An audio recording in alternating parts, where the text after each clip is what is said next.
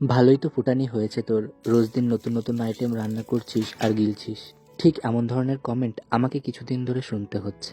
নমস্কার, আমি প্রসেনজিৎ দাস। আমাদের দু ভাইয়ের মিষ্টি ব্লগে তোমাদের সবাইকে স্বাগত।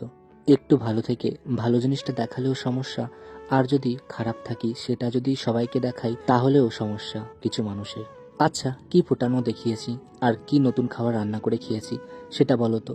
মাসি বাড়িতে কালী পুজোতে গিয়ে মেলার থেকে কিছু দরকারি জিনিসপত্র কিনেছি, আর মাসি বাড়িতে গিয়ে একটু ভালো মন্দ খেয়েছিলাম। তারপর থেকে বাড়িতে আসার পরে কি ভালো মন্দ খেয়েছি বলো।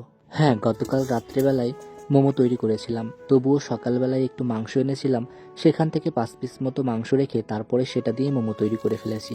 এটাই কি খুব ভালো মন্দ খাওয়া হয়ে গেছে, নাকি এগুলোতে আমার ফুটানি বেড়ে গেছে? আচ্ছা, যখন রোজ দিন ডাল রান্না করে খেতাম তখন তো সবাই কমেন্টে বলতো রোজ দিন ডাল খাবে না। এখন যদি মাঝে মাঝে একটু সয়াবিন ডিম রান্না করি তাতেও কি সমস্যা? মাঝে মাঝে তো সবজিও রান্না করি। লাস্ট কবে মাংস এনে খেয়েছি আমার ভিডিওগুলোতে দেখো, তাহলে বুঝতে পারবে। কারণ আমি প্রতিদিনকার ভিডিও প্রতিদিনই পোস্ট করার চেষ্টা করি, আমার প্রতিদিনকার কাজের মতো। এগুলোতেই নাকি আমার ফুটানি বেড়ে গেছে। আমি তো সাধারণ, আমি আমার সাধারণ অবস্থায় দেখাই। অনেক মানুষ নিজের পরিচিতি দেখাতেও লজ্জা পায়। সেখানে যদি আমি আমার বর্তমান অবস্থা, যেভাবে আছি, যেভাবে জীবনযাপন করছি, সেটা যদি ভিডিওর মাধ্যমে প্রকাশ করি, এটা কিসের সমস্যা আর এটা কিসের লজ্জার ব্যাপার? আর এতে কিসেই বা ফুটানি বেড়ে গেছে তোমরা অবশ্যই কিন্তু আমাকে জানিও। জানো, গতকাল রাত থেকে আমার ফোনেও কি যেন একটা সমস্যা হয়েছে।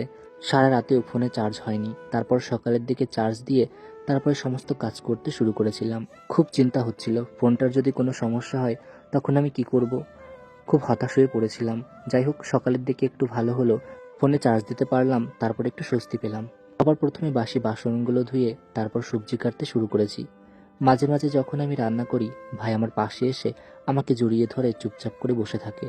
আমারও বেশ ভালো লাগে। আমার মনে হয় মাঝে মাঝে ভাইয়ের মনটাও খুব খারাপ হয়ে পড়ে। তবে আমি যখন থাকি ভাইয়ের সঙ্গে একটু গল্প করি, তারপর ওর মুখে হাসি ফোটাতে পারি, তারপর আমারও বেশ ভালো লাগে। বাজার থেকে যে ফুলকপিটা নিয়ে এসেছিলাম সেই ফুলকপিটাই আজকে রান্না করব। ভাই এই ফুলকপি খেতে বেশ পছন্দ করে, আমারও বেশ ভালো লাগে। তবে এই উনুনে রান্না করতে এসেছি, অনেকটাই দেরি হচ্ছে। সবাই বলে মাটির উনুনে রান্না করতে নাকি খুব তাড়াতাড়ি হয়ে যায়, কারণ ইচ্ছামতো জাল দেওয়া যায়।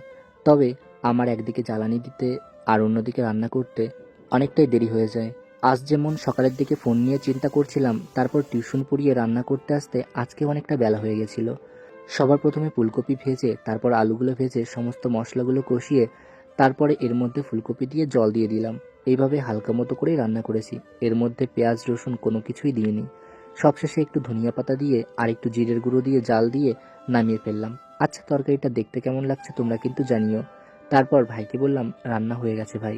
ভাই দেখো স্নান করে চলে এসেছে। আজকেও সকালের খাবার রান্না করতে করতে দুপুর হয়ে গেল। আচ্ছা, গোটা ভিডিওটার মধ্যে তোমরা কি খারাপ দেখলে আমাকে কিন্তু জানিও, যাতে আমার ফোটানি এবং অনেক ভালো মন্দ খাওয়া হয়েছে। আচ্ছা, সকাল থেকে এ কাজে কোনো কি পরিশ্রম নেই যাতে রান্না করতে করতে দুপুর হয়ে গেল, নাকি এমনি এমনি হয়ে গেল? অবশ্যই কিন্তু আমাকে জানিও। ফুলকপির তরকারিটা খেয়ে দেখলাম ততটাও ভালো হয়নি। আসলে ফুলকপি খেতে ভালো লাগছে, তবে তরকারিটা অনেকটাই পাতলা হয়ে গেছে। যাই হোক, এইগুলোই রান্না করতে করতে বাইরে দেখি বৃষ্টি পড়তে শুরু হয়েছে। তাই ভাইকে বললাম তাড়াতাড়ি করে খেয়ে নে। আসলে কি যে হচ্ছে, কখন বৃষ্টি হচ্ছে, কখন গরম পড়ছে, কখন শীত পড়ছে, এটা বলা খুবই মুশকিল।